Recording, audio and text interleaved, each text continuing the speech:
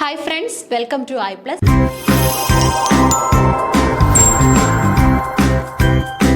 ഇന്നത്തെ ക്ലാസ്സിലൂടെ നമ്മൾ ഡിസ്കസ് ചെയ്യാനായിട്ട് പോകുന്നത് നമ്മുടെ നെറ്റ് ഇംഗ്ലീഷിന്റെ PYQ ഡിസ്കഷൻ ആണ്. ഓക്കെ, അപ്പോൾ 2024 സംഘടിപ്പിച്ച നെറ്റിന്റെ പഴയകാല ചോദ്യങ്ങളാണ് നമ്മൾ ഡിസ്കസ് ചെയ്യാനായിട്ട് പോകുന്നത്.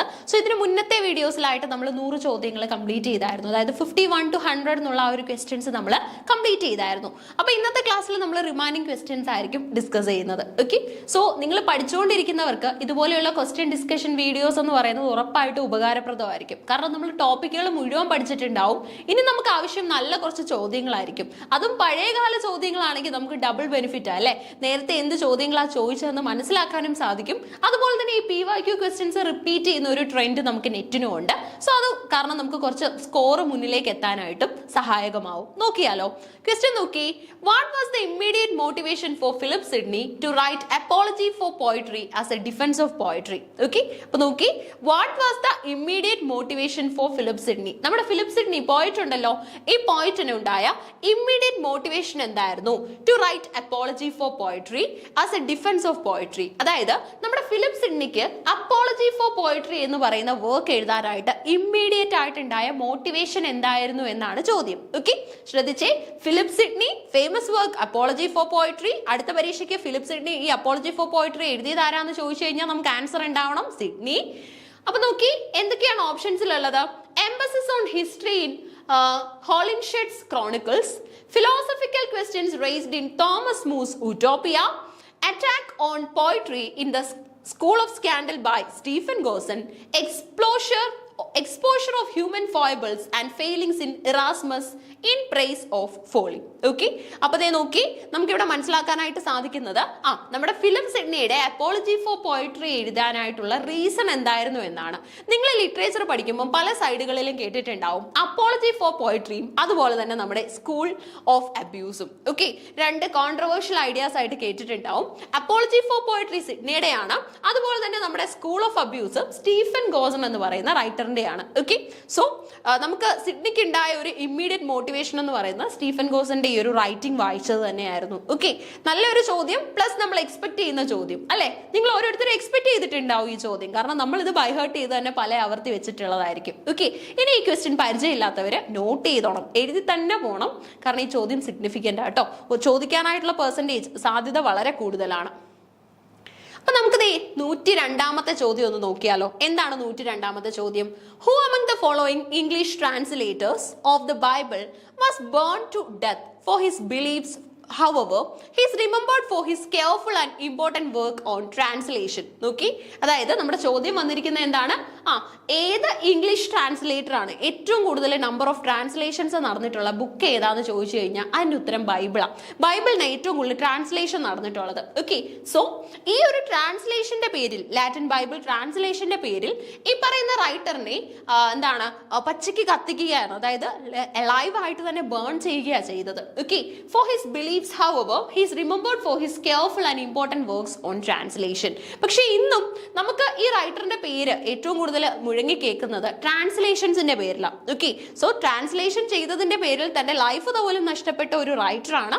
ആൻഡ് ബൈബിൾ ട്രാൻസ്ലേഷൻ ആയിരുന്നു ഇദ്ദേഹത്തിനെ ഇത്രത്തോളം കോൺട്രവേഴ്ഷ്യൽ ആയിട്ടുള്ള ഒരു സ്റ്റേജിലേക്ക് എത്തിച്ചത്. ഓക്കെ, സോ ഓപ്ഷൻസ് നോക്കി. John Wycliffe, William Tyndale, Miles Coverdale, അതുപോലെ തന്നെ നമ്മുടെ കിങ് ജെയിംസ്. ഇത്രയും പേരാണ് നമുക്ക് ഓപ്ഷൻസിലുള്ളത്. ഓക്കെ, സോ ഇതിനകത്തില് വില്യം ടിൻഡാൽ ആണ് ബേൺ ടു ഡെത്ത്. ഓക്കെ, ഏത് വർഷമാണെന്ന് ചോദിച്ചു കഴിഞ്ഞാൽ ഇറ്റ്സ് ഇൻ ദ ഇയർ 1536. കേട്ടോ, 1536ലാണ് ഇദ്ദേഹത്തിന് അലൈവ് ആയിട്ട് ബേൺ അലൈവ് 1536. ഇനി ഏത് വർഷമായി ഈ കോൺട്രവേഴ്ഷ്യൽ ആയിട്ടുള്ള ട്രാൻസ്ലേഷൻ നടന്നതെന്ന് ചോദിച്ചു കഴിഞ്ഞാൽ 1524 1536 ഇദ്ദേഹത്തിനെ എന്താണ് കില്ല് ചെയ്യാനായിട്ടുള്ള, അതായത് ബേൺ ടു ഡെത്ത്, അതിന്റെ റീസൺ എന്ന് പറയുന്നത് 1524 ഇദ്ദേഹം നടത്തിയ ഒരു ട്രാൻസ്ലേഷൻ ആണ്. ആ ഒരു ട്രാൻസ്ലേഷൻ, ഓക്കെ, അതിന്റെ പേരെന്ന് പറയുന്നത് വൾഗേറ്റ് ബൈബിൾ എന്നാ. ഈ വൾഗേറ്റ് ബൈബിൾ ട്രാൻസ്ലേഷൻ നടത്തിയതിന്റെ പേരിലാണ് നമ്മുടെ ടിൻഡാലിനെ പച്ചയ്ക്ക് കത്തിച്ചത്. സോ അത്രത്തോളം വലിയൊരു ഇൻസ്റ്റൻസ് ഉണ്ടാവാനായിട്ടുള്ള റീസൺ എന്താണെന്ന് ചോദിച്ചു കഴിഞ്ഞാൽ ഈ ഒരു ട്രാൻസ്ലേഷനാണ് കേട്ടോ. അപ്പൊ 1524 ട്രാൻസ്ലേഷൻ നടത്തുന്നു. 1536 ഇദ്ദേഹത്തിനെ കില്ല് ചെയ്യുന്നത്. ഓക്കെ, ഇംഗ്ലണ്ടിൽ പോയിട്ടായിരുന്നു ഇദ്ദേഹം ഈ ഒരു ട്രാൻസ്ലേഷൻ ചെയ്തതെന്നാണ് നമ്മുടെ ഹിസ്റ്ററി പറയുന്നത്. ഓക്കെ, അപ്പൊ ജോൺ വൈക്ലിഫ് ബൈബിളുമായിട്ട് ബന്ധപ്പെട്ട ആളാണ്. മൈൽസ് കവർഡൈൽ, അതുപോലെ തന്നെ king James version of Bible ഒക്കെ നമ്മൾ കേട്ടിട്ടുണ്ട്. സോ ഇതിന്റെ ആൻസർ വരുന്നത് വില്യം ടിൻഡാൽ ആണ്. William Tyndall. അപ്പൊ അടുത്ത ചോദ്യം ആയാലോ? 103ാമത്തെ ചോദ്യം എന്താണെന്ന് നമുക്കൊന്ന് നോക്കാം. Who among the following writers have played a significant role in the Australian Aboriginal movements? Australian Aboriginal മൂവ്മെന്റുകളെ കുറിച്ച് പറയാനായിട്ടാണെങ്കിൽ നമ്മുടെ അബോർജിനൽ ഗ്രൂപ്പുകൾ എന്ന് പറഞ്ഞാൽ ഒരു പ്ലേസിൽ കൊളോണിയലൈസേഴ്സ് വരുന്നതിന് മുന്നേ ഉള്ള ആൾക്കാരെയാണ് നമ്മൾ അബോർജിനൽസ് എന്ന് വിളിക്കുന്നത്. കൊളോണിയലൈസേഴ്സ് അവിടെ അറ്റാക്ക് ചെയ്യാൻ വരുന്നതിന് മുന്നേ ആ ഒരു ലാൻഡ് അവരുടെ സ്വന്തമാണ് അല്ലേ. സോ അവരുടെ ഹോം ലാൻഡ് ആണ്, അവർക്ക് അവിടെ എല്ലാ തരത്തിലുള്ള റൈറ്റ്സും ഉണ്ട്. ഓസ്ട്രേലിയയിൽ ഇങ്ങനെയുള്ള ഒരു മൂവ്മെന്റ് നടന്നിട്ടുണ്ട്, ഓസ്ട്രേലിയൻ അബോർജിനൽ മൂവ്മെന്റ്സ് എന്ന പേരിൽ. ഓസ്ട്രേലിയക്കാർക്ക് അവരുടെ സ്വന്തം പ്ലേസ്, അവരുടെ മദർലാൻഡ് നഷ്ടപ്പെടാനായിട്ട് കൊളോണിയലൈസേഴ്സിന്റെ ഇൻഫ്ലുവൻസ് കാരണം എങ്ങനെയാണ് മദർലാൻഡ് നഷ്ടപ്പെട്ടത് എന്നൊക്കെയുള്ള ഐഡിയാസ് ആണ് ഈ മൂവ്മെന്റ് ഒറിജിനേറ്റ് ചെയ്യാനായിട്ടുള്ള റീസൺസ് എന്ന് പറയുന്നത്. നോക്കി, who among the following writers have played a significant role in the Australian Aboriginal movement? Judith Wright, Oodgeroo Noonuccal, Jack Davis, David Malouf, Kevin Gilbert. Okay, 5 റൈറ്റേഴ്സിനെ നമുക്ക് കാണാം. ഇവരുടെ എല്ലാം പ്രത്യേകത എല്ലാവരും ഓസ്ട്രേലിയക്കാരായിട്ടുള്ള റൈറ്റേഴ്സും ആണ്. ഓക്കെ, ഈ 5 റൈറ്റേഴ്സും ഓസ്ട്രേലിയൻസ് ആണ്. സോ ഇതിൽ ആരൊക്കെയാണ് നമ്മുടെ അബോർജിനൽ മൂവ്മെന്റിന്റെ ഭാഗമായിട്ടുള്ളത്? ഇവരൊക്കെ ഓസ്ട്രേലിയൻ നോവലിസ്റ്റുകളും അതുപോലെ തന്നെ പ്ലേ റൈറ്റ്സും തിയറിസ്റ്റുകളും അക്കാഡമിക്സും ഒക്കെയാണ്. ആരൊക്കെയാണ് അബോർജിനൽ മൂവ്മെന്റുമായിട്ട് ബന്ധപ്പെട്ടിട്ടുള്ളത്? Okay, choose the correct answer from the options given below. BCE only, ABC only, BCD only, DEB only. Okay, BCE only, ABC only, BCD only, DEB only. Okay, ഇത്രയാണ് നമുക്ക് വരുന്നത്. അപ്പൊ നോക്കാം ആരൊക്കെയാണ് ഇതിന്റെ ഭാഗമായിട്ടെന്നുള്ളത്.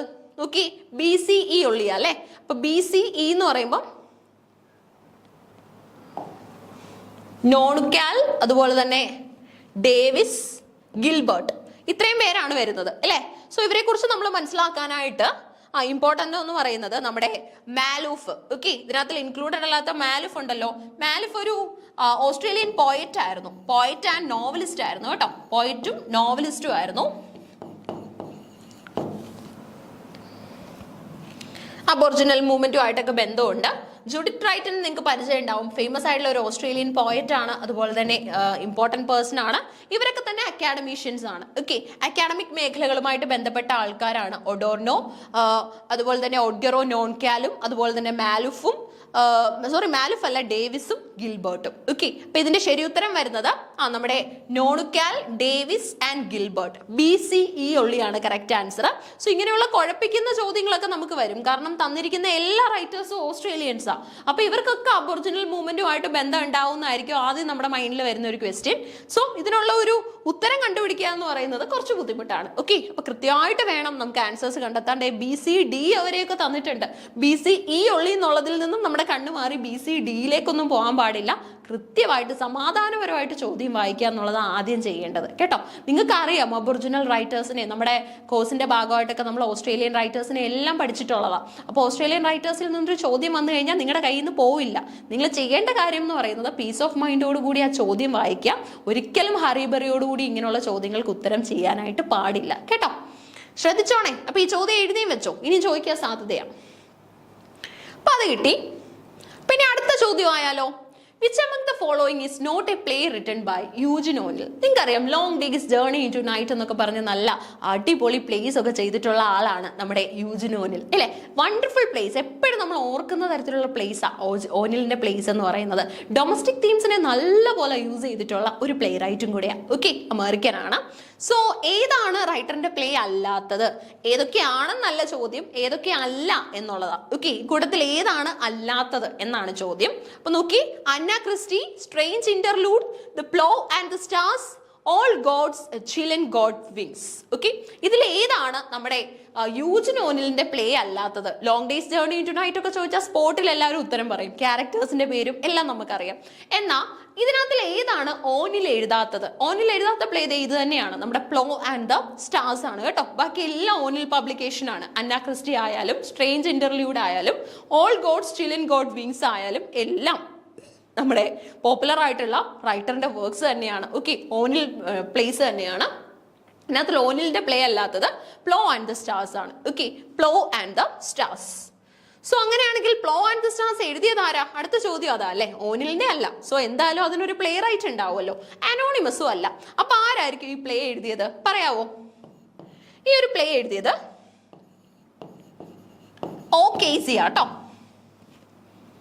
OKC എഴുതിയിട്ടുള്ള ഒരു പ്ലേ ആണ് നമ്മുടെ പ്ലോ ആൻഡ് ദ സ്റ്റാർസ് എന്ന് പറയുന്നത്. Plough and the stars. അപ്പൊ ഇത് ഓനിലിന്റെ ആണ്. The other one O'Neill's work. Then all God still and God wings, അതും ഓനിൽ പബ്ലിക്കേഷൻ ആണ്. സോ ഇതിനകത്ത് ഓനിൽ എഴുതാത്ത വർക്ക് ഏതാന്ന് ചോദിച്ചു കഴിഞ്ഞാൽ നമ്മുടെ പ്ലോ ആൻഡ് ദ സ്റ്റാർസ് ആണ് കേട്ടോ. അപ്പോൾ പ്ലോ ആൻഡ് ദ സ്റ്റാർസ് ആരുടെയാണെന്ന് അടുത്ത പരീക്ഷയ്ക്ക് ചോദിക്കുകയാണെങ്കിൽ നമ്മുടെ KCയുടെ ആണ്. ഓക്കെ, അപ്പൊ ഇങ്ങനെ വേണേ പഠിക്കാനായിട്ട്. കാരണം നമ്മൾ ഒരു ചോദ്യം വായിക്കും, അതിനകത്തിൽ ഓനിലിന്റെ അല്ല എന്ന് നമ്മൾ ഉറപ്പിച്ചു, ആൻസർ ചെയ്തു, ആൻസർ ശരിയായിരിക്കും. അങ്ങനെയാണെങ്കിൽ ആ ഓനിലിന്റെ അല്ലെങ്കിൽ ആ വർക്ക് ആരുടെ ആണെന്നുകൂടെ നമുക്ക് ചിന്തിക്കണം. നമ്മൾ ചിന്തിക്കും, പക്ഷെ അതിന്റെ ഉത്തരം കണ്ടുപിടിക്കാനൂടെ ഉള്ളൊരു ക്ഷമ നിങ്ങൾക്ക് വേണം. ഉത്തരം ഉറപ്പായിട്ടും കണ്ടുപിടിക്കണം. അങ്ങനെ മുന്നോട്ട് പോകാവൂ കേട്ടോ. ചോദ്യത്തിൽ നിന്ന് തന്നെ പുതിയ ചോദ്യങ്ങൾ ഉണ്ടാക്കി പഠിക്കുക. ഇനിയുള്ള നെറ്റ് പരീക്ഷകളൊക്കെ അതിജീവിക്കാനായിട്ട്, അല്ലെങ്കിൽ അതിലൊക്കെ തന്നെ നമുക്കൊരു സ്പേസ് ഒക്കുപ്പൈ ചെയ്യാനായിട്ട് അങ്ങനെയുള്ള ശ്രമങ്ങളെ നമുക്ക് സാധിക്കൂ. കാരണം almost all of the questions എല്ലാ സെക്ഷൻസിലായിട്ട്, എല്ലാ ഷിഫ്റ്റുകളിലുമായിട്ട് പുറത്ത് വന്നിട്ടുണ്ട്. അപ്പൊ ഇനി നമുക്ക് പുതിയ പുതിയ ചോദ്യങ്ങൾ എന്ന് പറയുന്നത് ഓൾറെഡി ഉള്ള ചോദ്യങ്ങളുടെ മച്ച് മോഡിഫിക്കേഷൻസ് ആയിരിക്കും. സോ ചോദ്യങ്ങളിൽ നിന്ന് തന്നെ പുതിയ ചോദ്യങ്ങളും കൂടെ മനസ്സിലാക്കി പഠിച്ചോണം. അടുത്ത നമുക്ക് നെക്സ്റ്റ് ക്വസ്റ്റ്യൻ ആണ്. Who among the following define taste as that faculty of the soul which discerns the beauties of an author with pleasure and the imperfections with dislike? Okay, അപ്പോൾ ക്വസ്റ്റ്യൻ ഇതാണ്.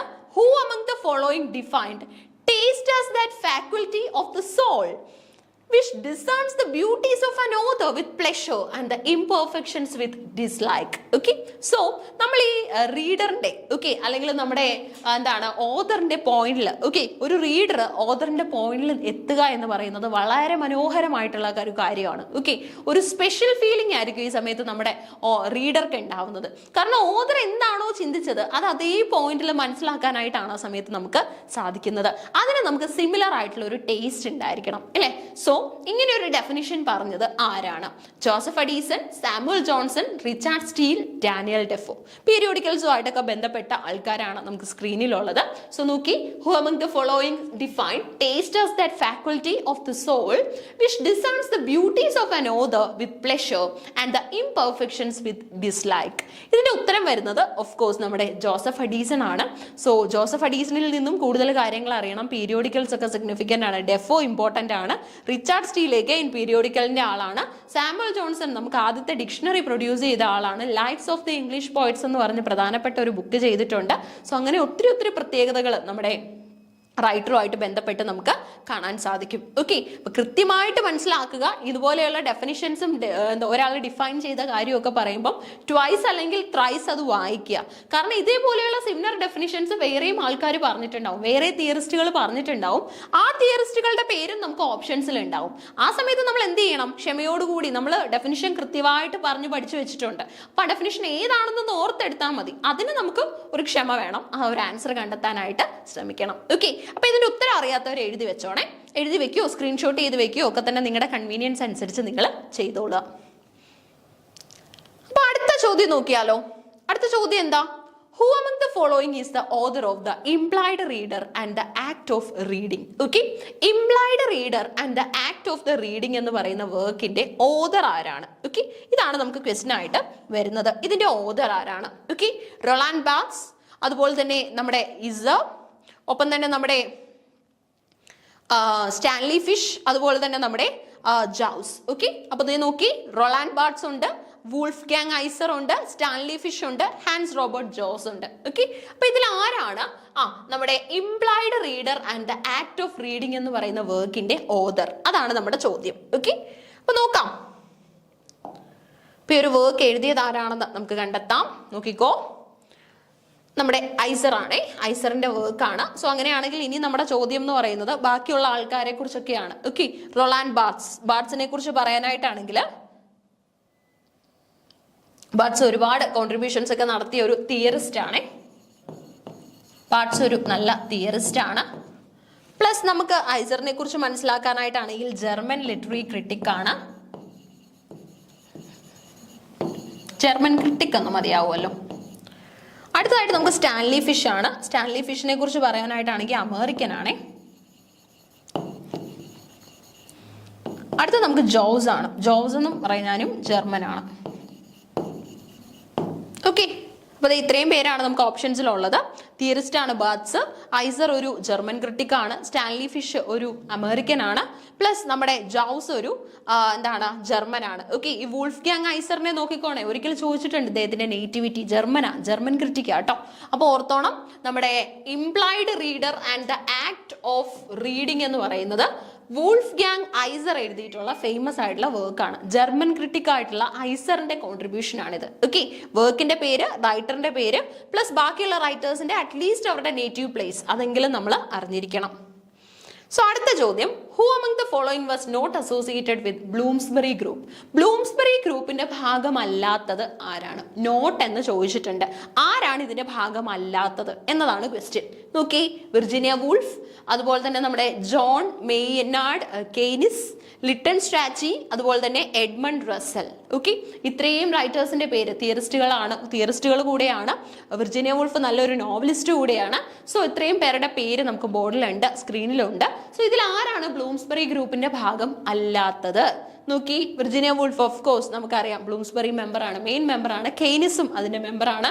സ്ട്രാച്ചിയും നമ്മുടെ ബ്ലൂംസ്ബറി ഗ്രൂപ്പിന്റെ one among the popular മെമ്പറാണ്. Okay, അപ്പൊ ഇതിന്റെ member അല്ലാത്തത് നമ്മുടെ റസലാണ്, Edmund Russell. ഈ റസലുമായിട്ട് ബന്ധപ്പെട്ടേ നേരത്തെ കഴിഞ്ഞ വർഷം ചോദിച്ചൊരു ചോദ്യമുണ്ട്. അതെന്ന് പറയുന്നത് ഫിനോമിനോളജി ആയിരുന്നു കേട്ടോ.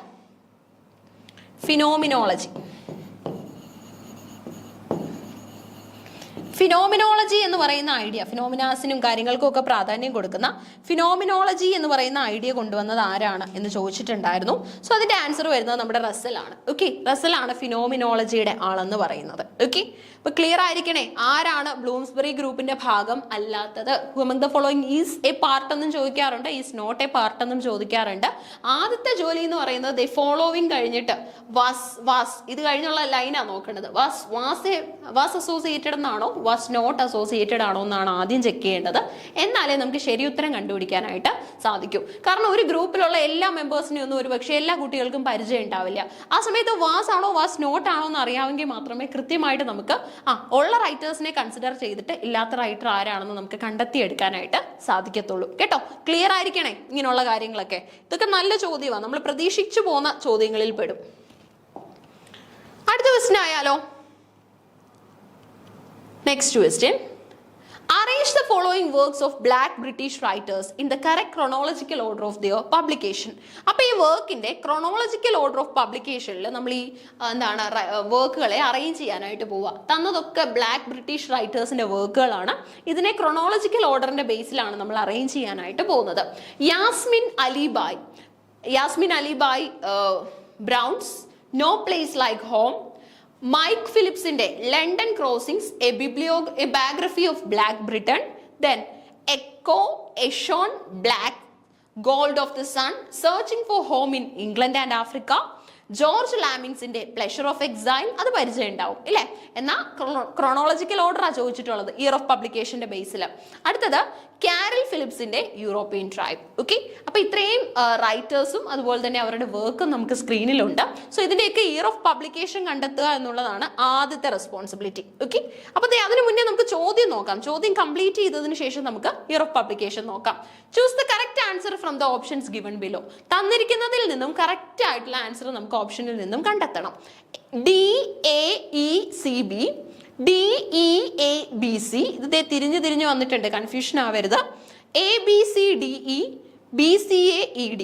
ഓക്കെ, പലപ്പോഴും കുട്ടികളെ ഈ ഓപ്ഷൻ ഒക്കെ കാണുമ്പോൾ വിചാരിക്കും ABCDE അത് ഉറപ്പായിട്ടും അല്ല എന്ന്. പക്ഷെ അതും ആൻസർ ആയിട്ട് വന്നിട്ടുള്ള കേസസ് നമുക്കുണ്ട് കേട്ടോ, ഇൻസ്റ്റൻസസ് നമുക്കുണ്ട്. സോ അതും വെറുതെ വിടരുത്, കൃത്യമായിട്ട് ഇനി അതാണോ എന്നും കൂടെ ചെക്ക് ചെയ്തോണം.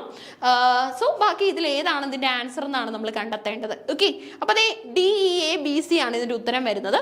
ഇനി നമുക്ക് അടുത്ത മെയിൻ റെസ്പോൺസിബിലിറ്റി അതല്ല, എന്താ, നമ്മൾ ഇതിന്റെ ഇയർ കണ്ടുപിടിക്കണം അല്ലെ. ഈ പറയുന്ന ആൻസർ കറക്റ്റ് ആണോ എന്ന് നമുക്കൊന്ന് നോക്കണ്ടേ? അതെങ്ങനെ നോക്കാൻ പറ്റും? ഇയർ അറിയണം. ഇയറിന്റെ ബേസിലാണ് നമ്മൾ നോക്കാൻ പോകുന്നത്. നോക്കി ആദ്യം തന്നിട്ടുള്ളത് നമ്മുടെ അലിബായുടെ വർക്ക് അല്ലെ, അലിബായുടെ work Brown snow place like home വന്നിട്ടുള്ളത് 1995 1995 ഓക്കെ, അതിന്റെ ഇയർ കിട്ടിയല്ലോ 1995. അടുത്ത നോക്കി crossings a bibliography of black Britain വരുന്നത് 2001. ഇതിന്റെ എല്ലാ ഇയേഴ്സും കൂടെ എഴുതി എടുത്തോണേ. അടുത്തത് നമ്മുടെ ഏഷ്യന്റെ വർക്ക് വരുന്നത്, അതായത് England and Africa black gold of the sun വരുന്നത് 2005. ജോർജ് ലാമിങ്ങിന്റെ പ്ലഷർ ഓഫ് എക്സൈൽ, അതിന്റെ ഇയർ പലർക്കും അറിയായിരിക്കും, 1960. അടുത്തതായിട്ട് നമ്മുടെ നെക്സ്റ്റ് വർക്ക് നമ്മുടെ ഫിലിപ്സിന്റെ, കാരൽ ഫിലിപ്സിന്റെ യൂറോപ്യൻ ട്രൈബ് വരുന്നത് 1987. അപ്പൊ ഇത്രയാണ് ഇയേഴ്സ് വരുന്നത്. ഇയേഴ്സ് എല്ലാം ഒന്ന് എഴുതി നോക്കി. നമ്മുടെ അലിബായുടെ വർക്ക് വരുന്നത് 1995 ആൻഡ് ഫിലിപ്സിന്റെ വർക്ക് വരുന്നത് 2001. നെക്സ്റ്റ് വൺ നമ്മുടെ എഷോന്റെ വർക്ക് വരുന്നത് 2005. എഗൈൻ ജോർജ് ലാമിങ്സിന്റെ വർക്ക് വരുന്നത് 1960. ആൻഡ് ഇനി നമുക്ക് യൂറോപ്യൻ ട്രൈബ് ഫിലിപ്സിന്റെ വരുന്നത് 1987. ഓക്കെ, അപ്പൊ ഇതാണ് നമുക്കൊരു ഓർഡർ ആയിട്ട് വരുന്നത്. ഇനി ഇതിനെ അറേഞ്ച് ചെയ്ത് നോക്കാം. അപ്പൊ ആദ്യം വരേണ്ടത് ഏതാ? നമ്മുടെ 60 അല്ലെ, അപ്പം ഡി. അടുത്തത് ഏതാ വരേണ്ടത്? ലാസ്റ്റ് വണ്ണ ഇല്ലേ, അപ്പം ഇ. ഇനി ഏത് വേണം? നമ്മുടെ എ വരണം അല്ലെ. അതിനെ ഫോളോ ചെയ്ത് ഏതാ വരേണ്ടത്? ബി ആ. ബി കഴിഞ്ഞ് ഏത് വരണം? നോക്കി, സി വരണം അല്ലെ. അപ്പം D E A B C എന്ന് നമുക്ക് കിട്ടണം. D E A B C എന്നുള്ള ഓപ്ഷൻ നമുക്ക് ഉണ്ടോ എന്ന് നോക്കണം. സോ അങ്ങനെയാണെങ്കിൽ അതാണ് നമ്മൾ കറക്റ്റ് ആൻസർ ആയിട്ട് സെലക്ട് ചെയ്യേണ്ടത്. നോക്കി, അപ്പൊ ഈ ഒരു വർക്ക് എല്ലാം ഇതൊക്കെ തന്നെ നമ്മുടെ ബ്ലാക്ക് ബ്രിട്ടീഷ് റൈറ്റേഴ്സിന്റെ വർക്കാണ്. അതുകൊണ്ട് തന്നെ ചോദിക്കാനുള്ള സാധ്യത കൂടുതലാണ്. കാരണം ബ്ലാക്ക് ഫെമിനിസവും ബ്ലാക്ക് റൈറ്റേഴ്സിന്റെ വർക്കിൽ നിന്നൊക്കെ നല്ല സോഴ്സ് ഓഫ് ക്വസ്റ്റ്യൻസ് ഇപ്പൊ നമുക്ക് കണ്ടുവരുന്നുണ്ട്. ഓക്കെ, അപ്പൊ നോക്കിക്കോണം. ഇനിയും നമുക്ക് ഈ വർക്ക് മാച്ചപ്പ് രീതിയിലും വേണമെങ്കിൽ മോഡിഫൈ ചെയ്ത് ചോദിക്കാം. കാരണം റൈറ്റേഴ്സിന്റെ പേരെല്ലാം തന്നിട്ട് വർക്ക് നമുക്ക് ലെഫ്റ്റ് സൈഡിലും റൈറ്റ് സൈഡിലും ആയിട്ട് രണ്ടും തന്നിട്ടുണ്ടാവും. കറക്റ്റ് രീതിയിൽ മാച്ച് ചെയ്യുന്ന രീതിയിൽ ചോദ്യങ്ങൾ വരാറുണ്ട്. ധാരാളം മാച്ചപ്പ് ചോദ്യം വന്ന ഒരു ക്വസ്റ്റ്യൻ പേപ്പറാണ് നമ്മളിപ്പോൾ ഡിസ്കസ് ചെയ്തുകൊണ്ടിരിക്കുന്നത് അല്ലെ. ക്രോണോളജിക്കൽ ഓർഡറും മാച്ചപ്പും ആയിരുന്നു ഏറ്റവും കൂടുതൽ നമുക്ക് ഈ ഒരു ക്വസ്റ്റ്യൻ പേപ്പറിൽ വന്നിട്ടുള്ളത്. ഓക്കെ, നമ്മുടെ ഇരട്ടി ടൈമും കൂടെ കൺസ്യൂം എടുക്കുന്ന ഒരു പ്രോസസ്സാണ്. കാരണം മാച്ചപ്പ് ചെയ്തെല്ലാം നമ്മൾ വരണം. അതുപോലെ തന്നെ ക്രോണോളജിക്കൽ ഓർഡർ കണ്ടെത്തുക എന്ന് പറയുന്നത് അത്ര ഈസി ടാസ്ക് അല്ല. അതിന് അതിൻ്റെതായിട്ടുള്ള ബുദ്ധിമുട്ടുണ്ട്. എസ്പെഷ്യലി ഇതുപോലെയുള്ള റൈറ്റിംഗ്സ് ഒക്കെ തന്നെ നിങ്ങൾ ക്രോണോളജിക്കൽ ഓർഡർ ബൈഹേർട്ട് ചെയ്തിട്ടാണോ പോകുന്നതെന്ന് ഉറപ്പിക്കണം. അപ്പം എല്ലാം ഒന്നും പഠിക്കാൻ പറ്റിയില്ലെങ്കിലും ഇതുപോലെയുള്ള കുറച്ച് വർക്കിന്റെ എങ്കിലും റിപ്പീറ്റ് ചെയ്തിട്ടുള്ള PYQ ക്വസ്റ്റ്യൻസിന്റെ എങ്കിലും ഇയർ ഓഫ് പബ്ലിക്കേഷൻ നോക്കിയിട്ട് പോകണം. അല്ലെങ്കിൽ ഇതുപോലുള്ള ക്വസ്റ്റ്യൻസ് വരുമ്പോൾ നമുക്ക് പണി കിട്ടും. ഓക്കെ, ശ്രദ്ധിച്ചിട്ട് പോകണം കേട്ടോ. അപ്പൊ ഇത് എത്ര എഴുതി എടുത്തോ? DEA-BC ഇങ്ങനെ ഒരു ഓപ്ഷൻ നമുക്കുണ്ടോ? DEA-BC അതേ ഉണ്ടല്ലോ, DEA-BC. ഓക്കെ, അപ്പൊ കറക്റ്റ് ആൻസർ നമുക്ക് കിട്ടി. അടുത്തത് 109ാമത്തെ ചോദ്യമാണേ. നമ്മുടെ ക്വസ്റ്റ്യൻ പേപ്പറിൽ 51 മുതലുള്ള ക്വസ്റ്റ്യൻസ് നമ്മൾ നോക്കുന്നുണ്ട്. അതിനകത്ത് 109. Sir Thomas browns longest work vulgar errors is about. അതായത് നമ്മുടെ തോമസ് ബ്രൗണിന്റെ ഏറ്റവും ലോങ്സ്റ്റ് വർക്ക് ഏതാന്ന് ചോദിച്ചു കഴിഞ്ഞാൽ അതിന്റെ ഉത്തരം വൾഗർ എറേഴ്സ് ആണ്. ഇത് എന്തിനെ കുറിച്ചാണ് ഡിസ്കസ് ചെയ്യുന്നത്? നമ്മളൊരു വർക്ക് പഠിക്കുമ്പോൾ അതിന്റെ തീം പഠിക്കുന്നതിന്റെ പ്രാധാന്യം ഇവിടെ നമ്മൾ കാണുന്നത്. തീം പഠിക്കുന്നത് കൊണ്ടുള്ള ഗുണമാണ് നമുക്ക് മനസ്സിലാക്കാൻ പറ്റുന്നത്. Okay, longest play by Shakespeare ഒക്കെ ചോദിക്കാറുണ്ട്, ഹാംലെറ്റ് ആണ്. സോ അങ്ങനെയാണെങ്കിൽ longest work by sir Thomas Browne ചോദിച്ചു കഴിഞ്ഞാൽ ആൻസർ വരുന്നത് വൾഗർ എറേഴ്സ് ആണ്. ഓക്കെ, അപ്പൊ ഈ വൾഗർ എറേഴ്സിന്റെ തീം എന്താണെന്നാണ് question. The mistaken beliefs of the poorly educated, vulgarity prevailing in aristocratic classes, and then you can see vulgar beliefs and practices of the time, use of vulgar language in literary works. Okay, അപ്പൊ ഇതിൽ എന്താണ് vulgar errors എന്ന് പറഞ്ഞു കഴിഞ്ഞാൽ vulgar എന്നുള്ള word ഇവിടെ എല്ലാം repeat ചെയ്ത് വന്നിട്ടുണ്ട്. ആൻഡ് ഫസ്റ്റ് വൺ നോക്കി, mistaken beliefs of the poorly educated ആണ് ഇതിന്റെ കറക്റ്റ് ആൻസർ ആയിട്ട് വരുന്നത്. Okay, mistaken beliefs of the poorly educated ഇതാണ് കറക്റ്റ് ആൻസർ ആയിട്ട് നമുക്ക് സെലക്ട് ചെയ്യാൻ പറ്റുന്നത്. ഓക്കെ, അപ്പൊ കൃത്യമായിട്ട് മനസ്സിലാക്കണം, ഇത് നമ്മുടെ സർ തോമസ് ബ്രൗണിന്റെ വർക്കാണ്. സർ തോമസ് ബ്രൗണിന്റെ ഏറ്റവും ലോങ്സ്റ്റ് വർക്ക് ഏതാണെന്ന് ചോദിച്ചു കഴിഞ്ഞാൽ നമ്മുടെ വൾഗർ എറേഴ്സ് ആണ്. ഇനി ഒരു വർക്ക് പഠിക്കുമ്പോൾ വർക്കിനെയും അതിന്റെ ഇയർ ഓഫ് പബ്ലിക്കേഷനെയും ഓദറിനെയും എഗൈൻ നമ്മൾ ആ തീമിനെ മനസ്സിലാക്കുന്നതിന്റെ പ്രാധാന്യം ഇവിടെ നമുക്ക് മനസ്സിലാക്കാൻ പറ്റുന്നത് തീമിൽ നിന്നുള്ള ചോദ്യമാണ് ചോദിച്ചത്. ഓക്കെ, നമ്മളെ കൺഫ്യൂസ്ഡ് ആക്കുന്ന ഒരുപാട് ഓപ്ഷൻസ് നമുക്ക് ഇവിടെ കാണാൻ പറ്റും. ഓക്കെ, അപ്പൊ ഈ ഒരു കാര്യം കൃത്യമായിട്ട് ശ്രദ്ധിച്ചോണം. അരിസ്റ്റോക്രാറ്റിക്. ഓക്കെ, പേ ആണ് കറക്റ്റ് ഉത്തരം വരുന്നത്. അടുത്ത നമുക്ക് 110ാമത്തെ ചോദ്യം നോക്കിയാലോ. 110. Which among the following is not a novel written by Jean Rhys? Jean Rhys എഴുതിയ നോവൽ അല്ലാത്തത് ഏതാണ്? നോക്കി, ജീൻ റൈസ് എഴുതിയ നോവൽ അല്ലാത്തത് ഏതാണ്? അപ്പൊ ക്വസ്റ്റ്യൻ നോക്കണം കൃത്യമായിട്ട്. ജീൻ റൈസ് എഴുതിയ നോവൽ എന്നാണോ എഴുതാത്ത നോവൽ എന്നാണോ ചോദിച്ചതെന്ന് ക്വസ്റ്റ്യൻ വായിക്കുന്നിടത്താണ് നമ്മുടെ മെയിൻ കാര്യം. ഓക്കെ, എന്നിട്ട് ഓപ്ഷൻ വായിച്ചിട്ടേ കാര്യമുള്ളൂ, അല്ലെങ്കിൽ നമുക്ക് ആൻസർ തെറ്റിപ്പോകാനുള്ള ചാൻസ് കൂടുതലാണ്. അപ്പൊ ക്വാർട്ടറ്റ് വരുന്നുണ്ട്, ഗുഡ് മോർണിംഗ് മിഡ് നൈറ്റ് വരുന്നുണ്ട്, വോയേജ് ഇൻ ദ ഡാർക്ക് വരുന്നുണ്ട്, ഗോൾഡൻ ചൈൽഡ് വരുന്നുണ്ട്. ഓക്കെ, അപ്പൊ ഇതിൽ ഏതാണ് നമ്മുടെ ജീൻ റൈസ് എഴുതാത്ത വർക്ക്? ജീൻ റൈസിന്റെ നോവൽ അല്ലാത്തത് ഏതാണെന്നാണ് ചോദ്യം. ഓക്കെ, ഇപ്പൊ ക്വാർട്ടറ്റ് നമ്മുടെ റൈസിന്റെ ആണ്, ഗുഡ് മോർണിംഗ് മിഡ് നൈറ്റ് നമ്മുടെ റൈസിന്റെ ആണ്, വോയേജ് ഇൻ ദ ഡാർക്ക് റൈസിന്റെ ആണ്. ഓക്കെ, അങ്ങനെയാണെങ്കിൽ ഗോൾഡൻ ചൈൽഡ് ആണ് ഇതിൽ വരുന്നത് അല്ലെ. അപ്പൊ ഗോൾഡൻ ചൈൽഡ് എഴുതിയ ഒരു റൈറ്റർ കാണുമല്ലോ, അത് ആരാണെന്ന് നമ്മൾ കണ്ടെത്തണം. ഓക്കെ, അപ്പൊ ക്വസ്റ്റ്യൻ കിട്ടുമ്പോൾ നമുക്ക് ഉത്തരം സംഭവം നമ്മൾ ഗസ് ചെയ്താലും സംഭവം നമ്മുടെ ആൻസേഴ്സ് ഒക്കെ ചിലപ്പോൾ കറക്റ്റ് ആയെന്ന് വരും. സോ അങ്ങനെയാണെങ്കിൽ നിങ്ങൾ വീണ്ടും കൺസിഡർ ചെയ്യണം, അതായത് ഒരു റൈറ്ററിന്റെ വർക്ക് അല്ല, നമുക്ക് ഇവിടുന്ന് ഷുവർ ആണ് റൈസിന്റെ അല്ല എന്ന്. അപ്പൊ റൈസിന്റെ അല്ലെങ്കിൽ ഇതൊരു അനോണിമസ് വർക്ക് ഒന്നും അല്ല, ഇതിനൊരു ഓതർ ഉണ്ടാവും ഇല്ലേ. അപ്പൊ ആ ഓതറിന്റെ പേര് നമ്മൾ നോക്കണം, Clare Adam. Okay, Clare Adam എന്ന റൈറ്ററിന്റെ ഫേമസ് ആയിട്ടുള്ള ഒരു വർക്കാണ്, ഓക്കെ, നോവലാണ് നമ്മുടെ ഗോൾഡൻ ചൈൽഡ് എന്ന് പറയുന്നത്. അപ്പൊ ഗോൾഡൻ ചൈൽഡ് ആരുടെയാണ്? ക്ലെയർ ആദത്തിന്റെ ആണ്. Okay, Clare Adam. അപ്പൊ ഇത്രയും കാര്യങ്ങൾ ക്ലിയർ അല്ലേ? കറക്റ്റ് ആയിട്ട് നിങ്ങൾക്ക് ഫോളോ ചെയ്യാൻ പറ്റിയിട്ടുണ്ടാവും. അപ്പൊ നമ്മൾ 110 ക്വസ്റ്റ്യൻ കംപ്ലീറ്റ് ചെയ്തേ. അപ്പൊ ഇനി നമുക്ക് ക്വസ്റ്റ്യൻസ് വരുന്നുണ്ട്, ആ ക്വസ്റ്റ്യൻസ് ഒക്കെ നമുക്ക് അടുത്ത വീഡിയോയുടെ ഭാഗമായിട്ട് ഇൻക്ലൂഡ് ചെയ്യാം. അപ്പൊ പഠിച്ചുകൊണ്ടിരിക്കുന്ന നിങ്ങൾക്ക് എന്തായാലും ഉപകാരപ്രദമായിരിക്കും PYQ ഡിസ്കഷൻ വീഡിയോസ് എന്ന് പറയുന്നത്. അതുപോലെ തന്നെ നമ്മൾ ക്വസ്റ്റ്യൻസ് മാക്സിമം പഠിക്കണം. ഇനി ഇതുപോലെയുള്ള PYQ ക്വസ്റ്റ്യൻസ് എടുത്ത് പഠിക്കണം. ടോപ്പിക് ഓറിയന്റഡ് ആയിട്ട് സ്വന്തമായിട്ട് ക്വസ്റ്റ്യൻസ് കൺസിഡർ ചെയ്തും പഠിക്കണം. അങ്ങനെയൊക്കെയുള്ള ഒരു ടാക്ടിക്സ് ആയിരിക്കും നമ്മളെ നെറ്റ് ക്രാക്ക് ചെയ്യാനായിട്ട് ഹെൽപ്പ് ചെയ്യുന്നത്. Okay, so keep learning. Thank you.